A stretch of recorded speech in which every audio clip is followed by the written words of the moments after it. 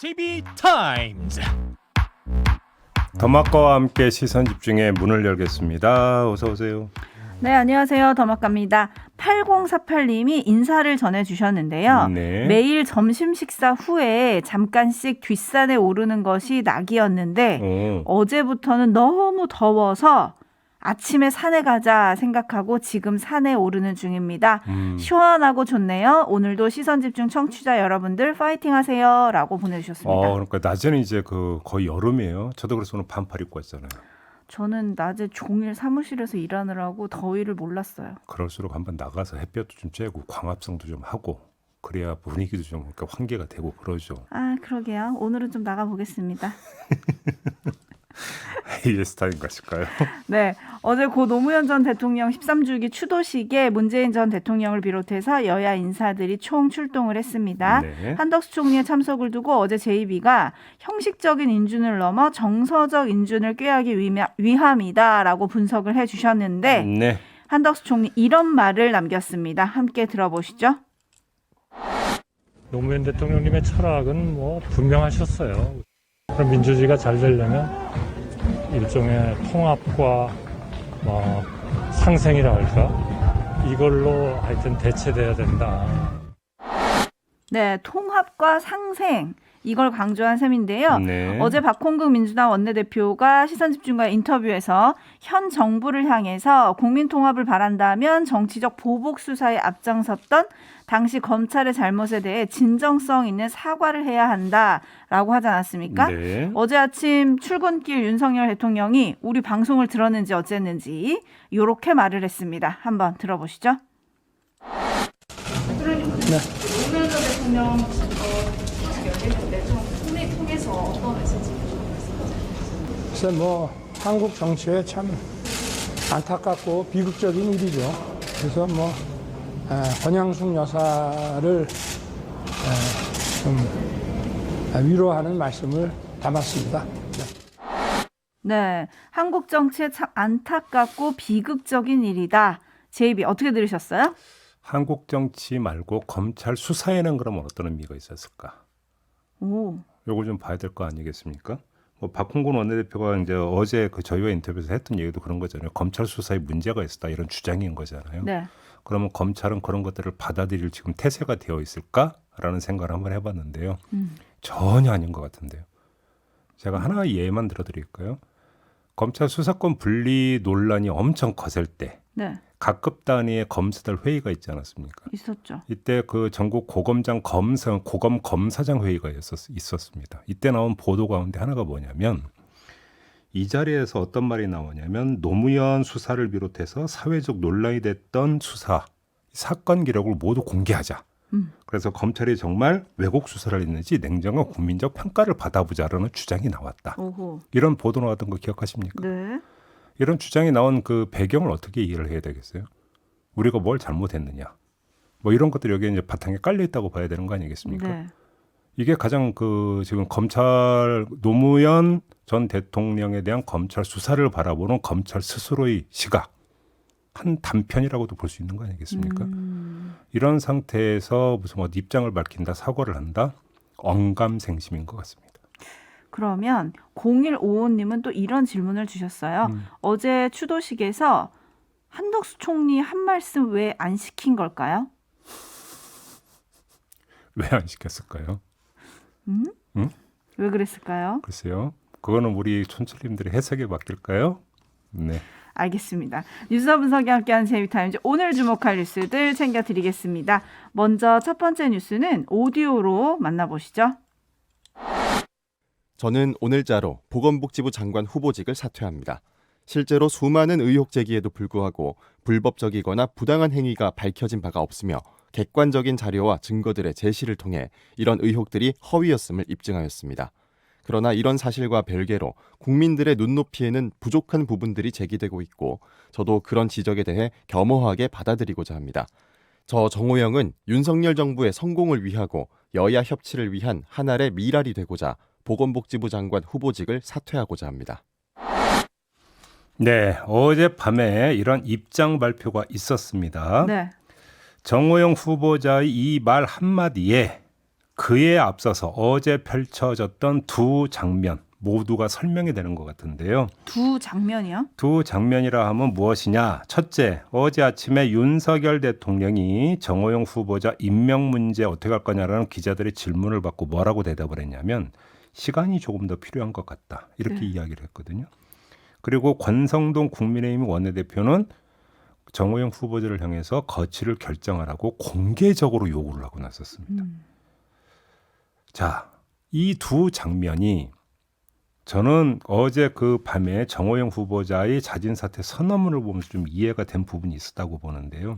물론 결론부터 말씀을 드리면 정호영 후보자의 사퇴는 한덕수 총리 인준에 따른 반대급부 뭐 이렇게 이해를 하는 게 상식적이겠죠. 네. 그렇죠? 그런데 왜 그러면 시간을 끌었느냐? 저는 궁금한 게 이거였거든요. 그렇죠. 애당초 한덕수 총리 인준이 된 게 그 금요일이었잖아요, 지난주. 네. 그리고 바로 따라 나왔던 뉴스가 뭐냐면 22일쯤, 그러니까 일요일쯤에 정호영 후보자 거취가 결정이 되고 발표가 될 것 같다. 이런 기사가 나왔는데 아니었단 말이에요. 네. 그리고 어제 아침에만 하더라도 윤석열 대통령이 시간이 더 필요할 것 같다고까지 이야기를 했다라는 것이죠. 그러면 한덕수 증가 인준에 따른 반대급부였다면 그 다음부터는 거의 자동 모드로 갔어야 되는데 그게 아니었다라는 얘기잖아요. 그러면 자동 모드가 아니었던 이유가 뭐냐? 그게 정호영 후보자의 사퇴 선언문에 담겨 있다. 저는 그렇게 해석을 했는데요. 그게 뭐냐면 불법적이거나 부당한 행위가 밝혀진 바가 없다. 그래서 의혹들이 허위였음을 입증했다. 네. 라는 바로 이 대목 아니겠습니까? 네. 결국은 이런 거잖아요. 자진 사퇴잖아요. 그러니까 자진의 마음과 사퇴의 형식 사이에서 그 주인공이 완강히 버텨왔다. 정호영 후보자가 내가 뭘 잘못했는데 자진 사퇴를 하면 본인이 그러니까 최종적으로는 본인이 결정을 해야 되는 거 아니겠습니까? 네. 근데 내가 뭘 잘못했는데 이렇게 버팅기면서 시간을 끌었던 것이 아니냐 이렇게 해석할 여지가 있다라는 건데요. 이렇게 해석하는 근거 정황 가운데 하나가 뭐냐면 권성동 원내대표가 공개적으로 거취를 결정하라고 압박하고 나선 겁니다. 이거는 흔히 볼 수 있는 장면이 아니에요. 그렇죠. 왜 그러냐면 아무리 그 여당의 원내대표라 하더라도 이 문제는 대통령의 고유 권한이 인사권에 해당이 되는 문제잖아요. 그렇죠. 그래서 이전의 경우를 모두 그러니까 통틀어서 보더라도 물밑에서는 어떤 입장이나 의견을 전달을 하더라도 네. 공개적으로 그건 별로 거론을 하질 않거든요. 그렇죠. 왜냐면 야당이 어차피 공격을 많이 하고 있으니까. 그러니까요. 그것은 그 여당이 민주당이냐 국민이냐를 떠나서 이전에는 보통 그게 상례였다라는 네, 겁니다. 네.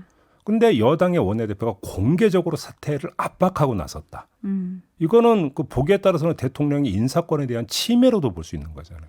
그럼에도 불구하고 그걸 불사를 했다라고 하는 것은 일종의 압박이 필요한 상황이 그 전 단계에서 있었다. 아하. 이렇게 봐야 된다라는 것이죠. 네. 그래서 그러니까 자진 사퇴이지만 형식적으로는 자진 사퇴이지만 자진 사퇴까지 오는 길이 참으로 알려지지 않았지만 상당히 고난했던 것 아니냐.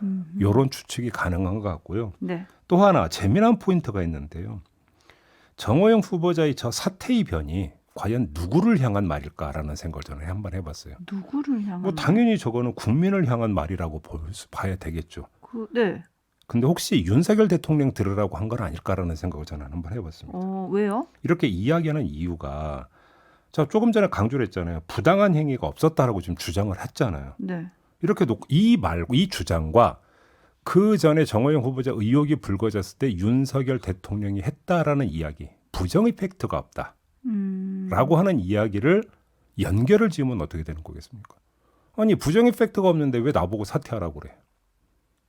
라는 이야기로도 해석이 될 수 있는 부분들 네. 아니겠습니까? 제가 이 말씀을 드리는 이유가 뭐 지금 여기서 꼬투리 잡지 이런 차원에서 말씀을 드리려고 하는 게 아니고요. 자, 대통령실의 인사 기준, 그다음에 인사를 결정하는 잣대가 좀 더 심플했으면 좋겠다라는 말씀을 드립니다. 네. 어떤 사람의 문제가 불거지면 불법성 여부를 잣대로 삼고 어떤 사람의 문제가 불거지면 국민 눈높이를 잣대 삼고 불법과 눈높이 사이에서 오락가락하는 것은 지켜보는 국민 입장에서는 헷갈린다라는 겁니다.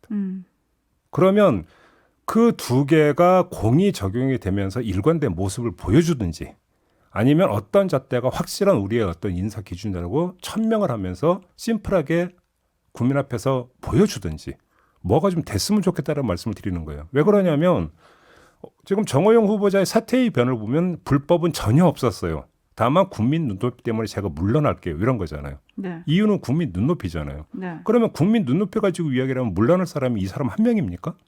저는 그렇게 보지 않거든요. 근데 그 사람들 지금 버티고 있잖아요. 그러니까 뭔가 일관성이 없는 거잖아요. 그래서 드리는 말씀입니다. 네. 뭐 여러 가지 논란에도 불구하고 윤재순 대통령실 총무비서관이 연일 예결위에 참석을 해서 국회에 가는 걸 보면은 좀 기준은 가늠되는 거 아닌가라는 생각도 들고요. 촌철님들의 의견 짧게 소개해드리겠습니다. 7700님 사필 규정 사퇴 잘했습니다. 알로에님 사퇴한다고 의혹이 없던 일이 됩니까? 의혹은 이제 수사로 밝혀야 한다. 이런 의견들이 많이 있다는 점 알려드리겠습니다. 일단 수사는 들어갔죠. 네, 수사 들어갔고요. 5445님, 내 잘못은 없는데 국민 시각과 달라 사퇴한다고요? 그럼 국민이 잘못 본 건가요? 라고 해주셨는데 여튼 진실은 수사의 이제 결과에 따라서 나오게 될 것 같습니다. 네, 정호영 후보자는 한 알의 미랄이 되고자 한다고 아주 좋은 말을 남겼습니다. 네. JB타임즈 다음 주목할 뉴스는 어떤 건가요? 법무부가 전국 11개 중점 검찰청에 합동수사단을 설치하는 방안을 검토하고 있다는 보도가 나왔습니다. 네. 이 중점 검찰청이라고 하는 게 뭐냐면 지금 금융증권범죄 합수단이 서울 남부지검에 설치가 됐잖아요. 네. 이런 것처럼 특정 그 검찰청에 특정 범죄 전문 수사를 하도록 한다. 이런 방향이 있었다라는 거죠. 그래서 식품의약안전 문제에 대해서 중점적으로 그러니까 수사하는 검찰청이 있고 산업안전, 금융범죄, 특허범죄, 해양범죄, 사이버범죄, 조세범죄, 환경범죄, 국제범죄, 첨단산업보호, 자연유산보호 등등으로 중점검찰청이 나눠져 있다고 합니다. 네. 이런 중점검찰청에 바로 이 중점 수사 분야 합동수사단을 설치하는 방안 검토에 들어갔다는 건데요.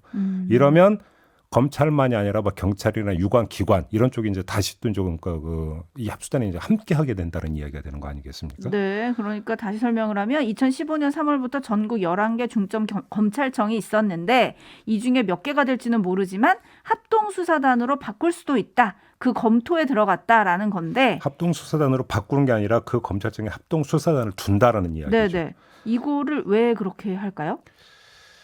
자, 일단은 뭐 지금 결정이 된 건 아니고 기초 조사에 들어갔다니까 좀 결과가 어떻게 나올지는 좀 봐야 될 것 같은데요. 자, 왜 이런 그 검토에 들어갔는가를 봐야 되는데 평가작대는 딱 하나입니다. 검찰 수사권 분리 입법에 이런 움직임이 부응하느냐 마느냐. 국민 입장에서는 이거를 평가하면 되는 거 아니겠습니까? 네, 그렇죠. 4개월 유예 기간을 거치면 검찰에는 부패와 경제범죄 직접 수사만이 가능합니다. 자, 바로 이 기준에 입각해 보면 되는 건데 부패와 경제범죄 범위 안에 그 범위 안에서 합수단을 만든다면 그건 뭐라고 할 수가 없죠. 네. 오히려 수사 역량을 극대화하기 위한 조치로 좋게 이해할 여지도 있다고 저는 봅니다. 반대로 부패와 경제범죄 외의 다른 범죄에 대해서 합수단을 만들려고 한다면 합동수사를 명분으로 한 검찰의 수사 기득권 유지 차원으로 해석이 될 수도 있다. 라는 것이죠. 평가가 갈리게 되는 거 아니겠습니까? 네. 그러니까 11개 중점 수사 분야라고 하는 게 지금 부패와 경제범죄라고 하는 검찰 직접 수사가 가능한 그 두 개 분야에 모두 해당이 되는 것이냐 아니냐. 이걸 봐야 되는 것이고 물론 11개 중점 검찰청 모든 곳에 합수단을 설치한다라고 하는 것은 아니니까 네. 그러면 그 합수단이 부패 범죄와 경제 범죄의 범위 안에 있는 수사 분야에 대해서만 합수단을 설치하는 것이냐. 이걸 체크하면 된다라는 겁니다. 체크 포인트를 지금 하나 짚어주신 거예요. 다만 하나 더 말씀을 드리고 싶은 건 부패 경제범죄의 영역이 어디까지냐라고 하는 게 이렇게 명확하지 않을 수도 있다라는 겁니다. 이 전부터 계속 나왔던 이야기가 있지 않습니까? 윤석열 정부가 시행령을 적극 활용해서 부패와 경제범죄의 구획선을 넓히려 시도할 수도 있다. 이런 이야기 좀 많이 나온 바가 있었거든요. 네네. 또 이 문제하고 맞물려 들어가면 어떻게 할 것이냐. 라는 이야기가 제2차 논란거리가 될 수도 있다라는 이야기죠. 그래서 지금 물프레님이 검찰의 꼼수 아닌가요? 라고 해주셨고 7739님은 검찰이 해당된다고 하면 해당한다고 봐줄 것 같은데요. 좀 기준이 모호한 거 아닙니까? 라고 보내주셨는데 지금 체크포인트 짚어주신 거를 조금 지켜봐야 될 것 같고 JB의 분석을 듣다 보니까 JB가 이 시간에 검찰 인사를 다루면서 인사의 정당성을 인정받으려면 수사로 보여주려고 할 거다라고 한 적이 있지 않습니까? 네네네. 이번 합수단 설치 검토 역시 뭔가 수사로 보여줘야 한다는 생각의 일환이라고도 볼 수 있을까요? 아니요, 제가 볼 땐 그건 좀 약간 좀 다른 얘기인데 그때 제가 말씀을 드리면서 한 가지 첨가한 게 있습니다. 속도가 빠를 거라고 말씀드린 네. 바가 있었습니다. 근데 합수단 설치는 속도가 그렇게 빨라서 합수단 설치 후에 바로 수사에 들어갈 수 있는 건 아니지 않겠습니까? 그러니까 속도의 문제가 좀 있다고 봐야 되겠죠. 그거 같은 경우. 알겠습니다. 아무튼 체크포인트 짚어주셨으니까 시선 집중하겠고요. 뉴스와 분석이 함께하는 JB타임즈 다음 주목할 뉴스는 어떤 건가요? 어제 고 노무현 전 대통령 추도식도 있고 해서 이 뉴스를 골랐는데요. 김종민 더불어민주당 의원이 어제 자신의 페이스북에 친노 친문 정치 넘어서자라는 제목의 글을 올렸어요. 자신을 노무현 대통령과의 인연으로 정치에 뛰어든 원조 친노 정치인이다 이렇게 소개를 한 뒤에 지금 하고 있는 정치가 면목이 없다 이렇게 밝혔고요. 그러면서 이런 말도 했거든요. 한번 들어주실래요? 대선 끝나고 현타가 오면서 가장 선명하게 떠오른 단어가 친노, 친문이었습니다. 문제가 뭔가, 뭘 잘못한 건가? 친노, 친문 정치의 문제는 노무현, 문재인과 친하다는 것 말고 국민에게 내놓을 만한 게 없다는 겁니다. 무슨 주장을 했는지, 무슨 가치와 비전을 내세웠는지, 무엇을 위해서 결단하고 노력했는지 선명한 게 없습니다. 그냥 노무현과 문재인과 가깝다. 대통령 만드는데 힘을 보탰다는 사실만 남아 있습니다. 정치인들이 누구와 친하다는 것만으로 기록된다는 건 정치를 제대로 한 게 아닙니다. 정치 잘못한 겁니다. 네. 자, 이 목소리의 주인공이 목소리만 지창욱인 PD 말고 또 한 PD의 목소리인 거니까. 네. 아무튼 굳이 안 밝히셔도 되는데. 네.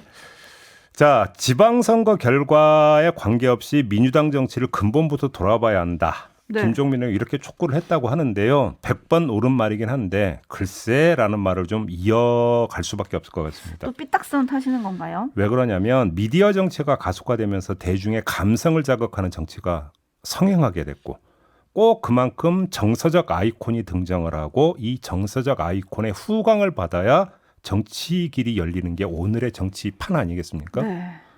그래서 여야 가리지 않고 친땡 정치가 친땡 계파를 만들어냈던 거잖아요. 이런 현상이 말처럼 그렇게 쉽게 없어질까라고 하는 회의감 때문에 이런 말씀을 드린 부분이 하나가 있는 거고요. 네. 또 하나는 민주당의 경우는 그보다 더 심각한 문제가 발생할 수도 있다.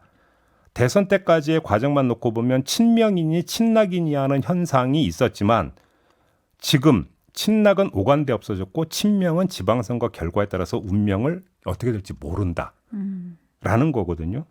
이런 상황에 도달했는데 경우에 따라서는 친땡 정치가 능동적이고 생산적인 차원에서 해소되는 게 아니라 오히려 아노미적인 형태로 무너져 버릴 수도 있다라는 것이죠. 이거는 민주당의 구심점의 위기, 리더십의 위기가 올 수도 있다는 이야기로도 해석이 되는 부분이거든요. 네. 자, 이건 친땡 정치보다 오히려 민주당 입장에서 더 심각할 수도 있을 것이다. 지도력의 붕괴이니까. 자, 네. 이거에 대한 대비.